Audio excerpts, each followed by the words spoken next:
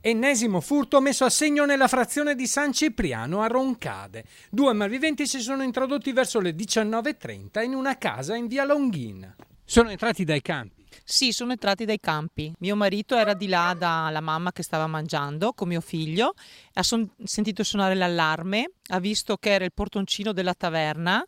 Nonostante sia scattato l'allarme, i 2 ladri hanno continuato imperterriti a perquisire l'abitazione, salendo nel piano superiore e rovistando le camere. Solo con l'arrivo del proprietario sono fuggiti. Io sono andato nella zona dove ho visto che c'era l'allarme e ho visto queste 2 persone che stavano all'interno della casa in pratica, e appena mi hanno visto ho urlato ai ladri e poi loro praticamente sono scappati via e ovviamente li ho lasciati andare perché... Anche perché non si sa mai a cosa si va incontro. Esatto. Con le cose che si sentono in questi giorni è meglio lasciarli scappare e dopo chiamare le autorità. Adesso dovremmo prendere qualche altro provvedimento perché visto che chiudere tutto e utilizzare anche un allarme al momento non è sufficiente, perché loro comunque sono intervenuti con l'allarme che suonava. Cosa hanno portato via?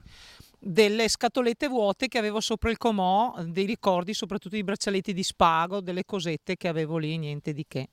Magro il bottino, ingenti però i danni. Sull'episodio indagano i carabinieri.